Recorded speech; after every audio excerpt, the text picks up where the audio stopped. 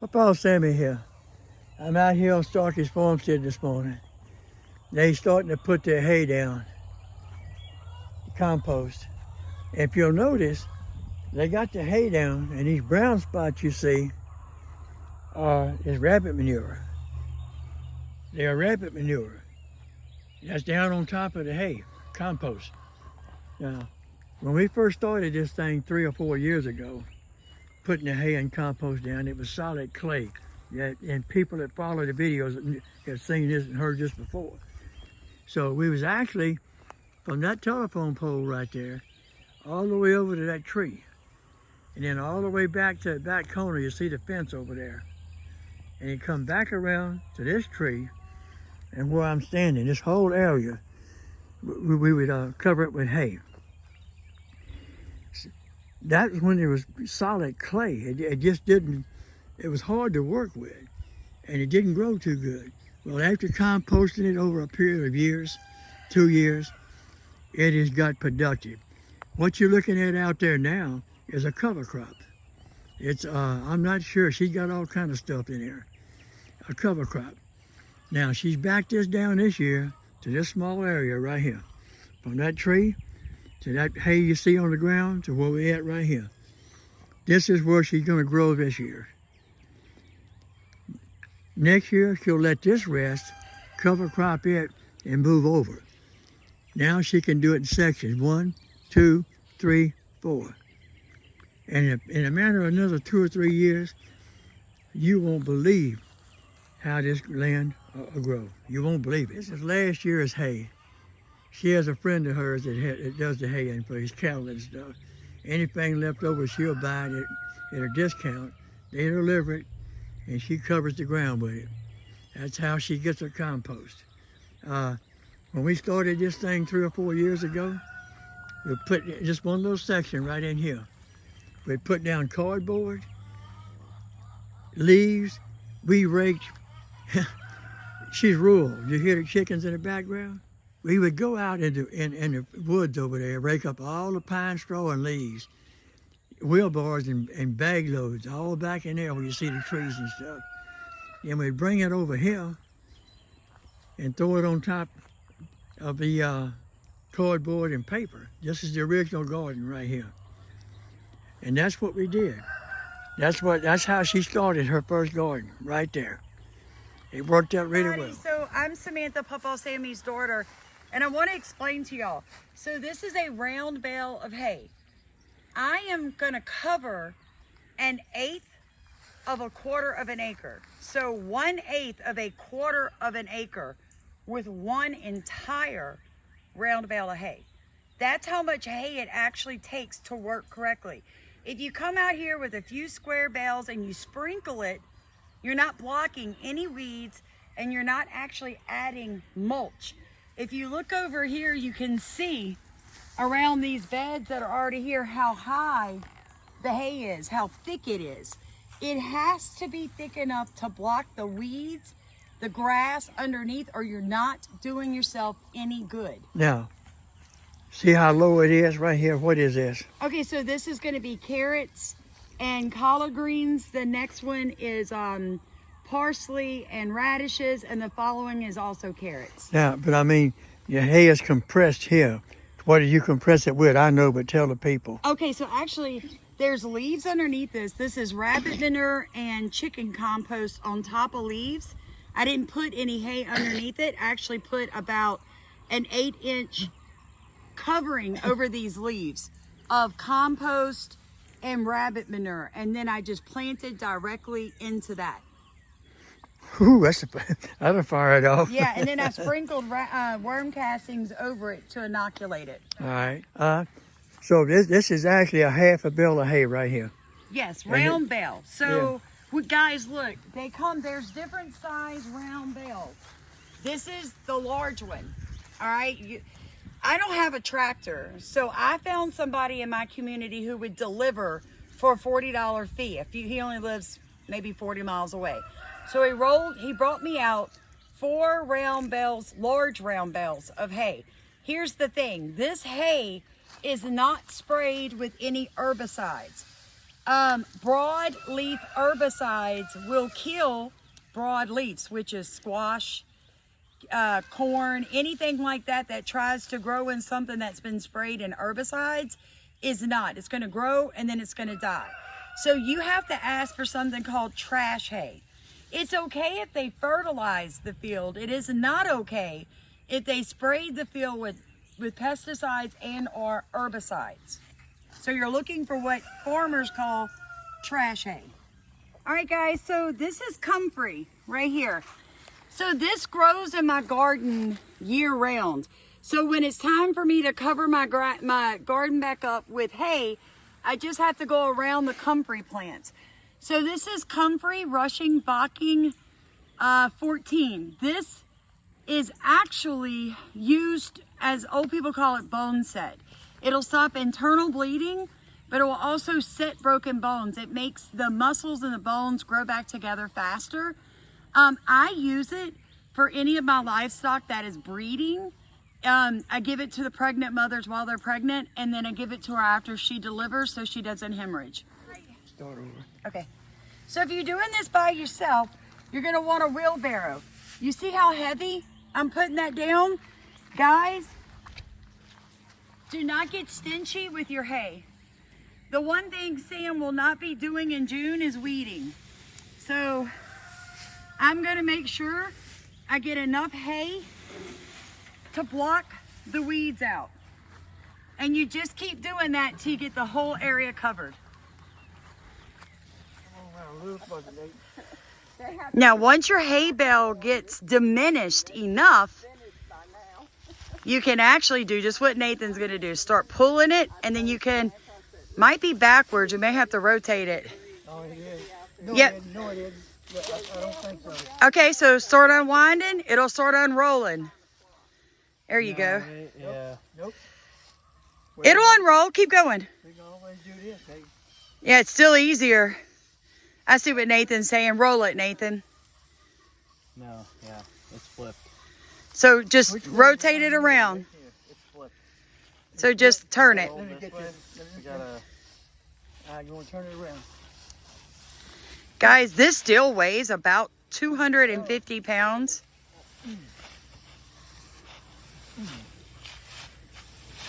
There we go. Good job, guys.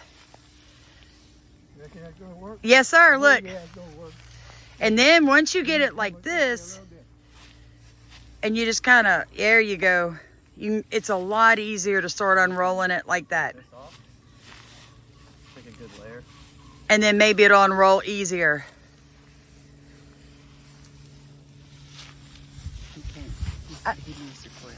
I know. It's going to hurt us. They having fun with that bale of hay.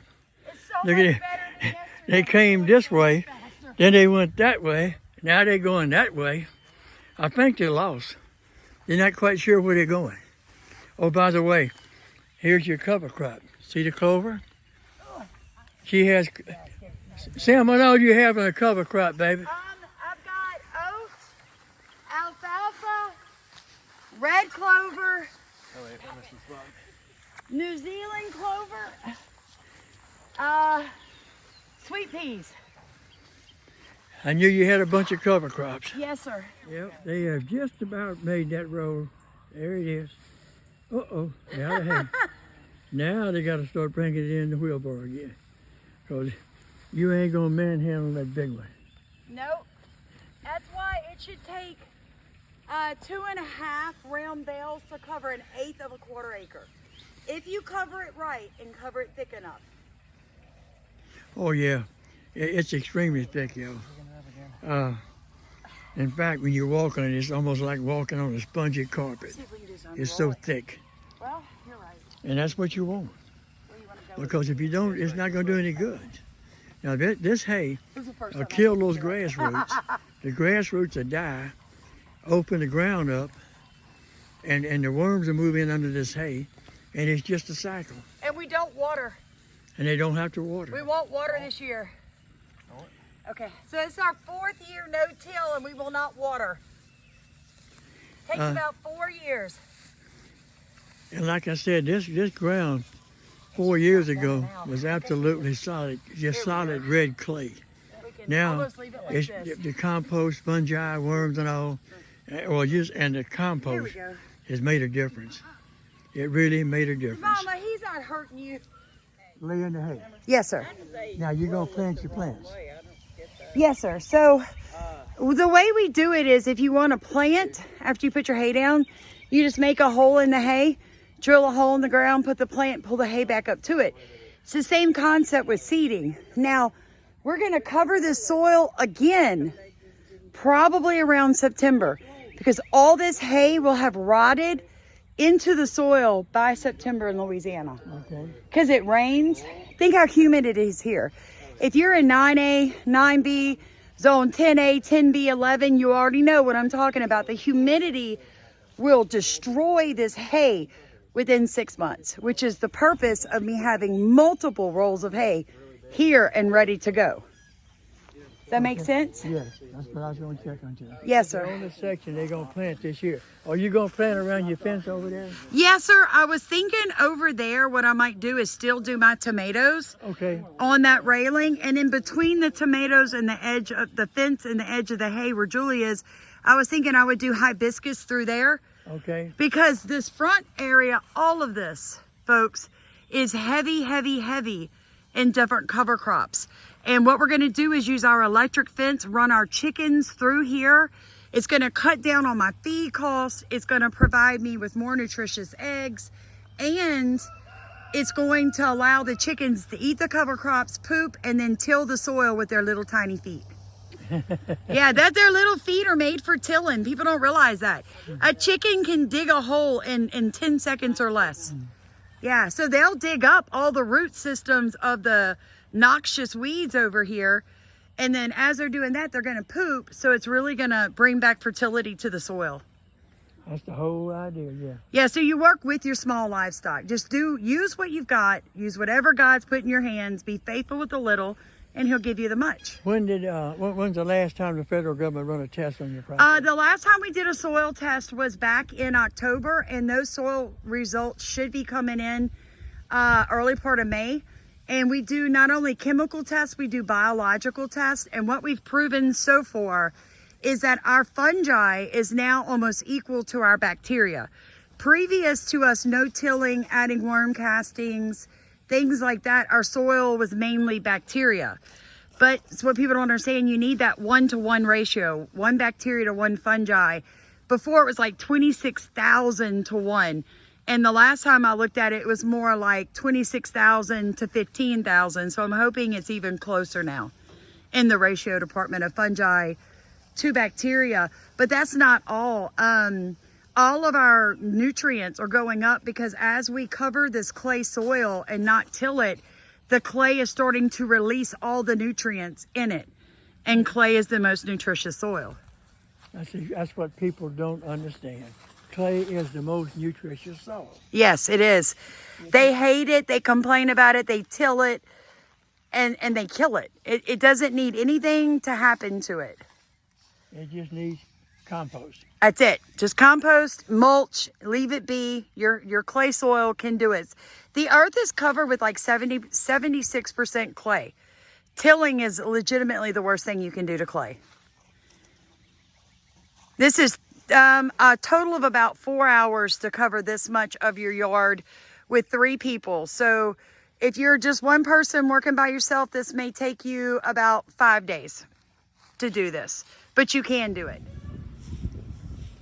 Okay, so they're fixing to do the last wheelbarrow of hay Tell for the this people, section. brother, tell the people that Samantha's gonna buy a mule, and we're gonna feed it. It beats us doing all this. Samantha's gonna buy a mule. Steve said once we get cattle, we'll get mules. All right, Dad, stop right there. Don't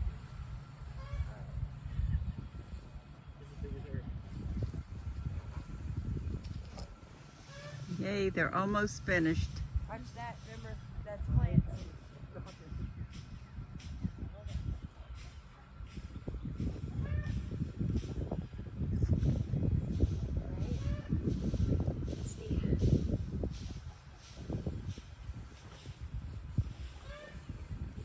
You can't push through, you gotta pull it. Try to push it, it balls up on the wheelbar.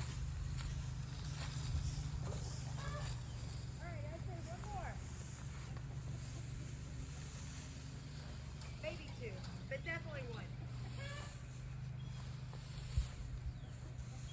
They did this book? Nathan's having a lot of fun. So is Julie. Judy said she's not sure she signed up for all this. I'm just here to help.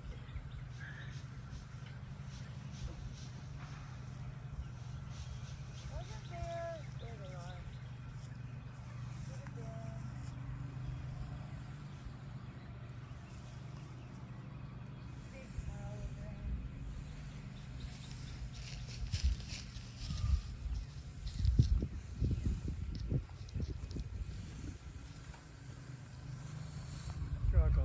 Yes, sir, biochar. Biochar, you ready? Yeah. All right, people. This is where we make the biochar.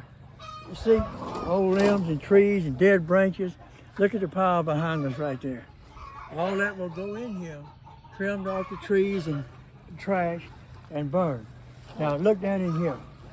This thing is double walled. Inner wall, outer wall, with an airflow underneath. It's sucking the oxygen up and letting this burn down and make like a biochar is basically a form of charcoal. It is. And it's unbelievable for your land. When you're messing around with worm manure, permaculture, worm poop, it's an instant release. Now, when you're messing with compost, you're looking 6 months to a year. Now, if you're looking at biochar, it's like a year on. Am For I life. correct? Yes, sir. I mean- It'll be given back to your soil for hundreds of years. It will, and that soil gets so fertile, it's hard to believe what this will do. And this is really simple to make. A little thin inner wall, a thin outer wall, with about a 3-inch gap in there for to suck the air out and take the oxygen out and make charcoal. Yes, sir, because that is what makes biochar different than charcoal is the absence of oxygen. That's right. This gets up to like 1,200 degrees. In fact, my youngest son is hooking up water hoses because when we set this on fire, we do have to pay attention to trees behind us, but they're all greens. It just rained, so I'm not really worried about fire. But once you get it all down to the biochar, the size you want, you spray water on it and put it out. And then you let it set, you put it in a wheelbarrow, take it to your garden over here, and you sprinkle it.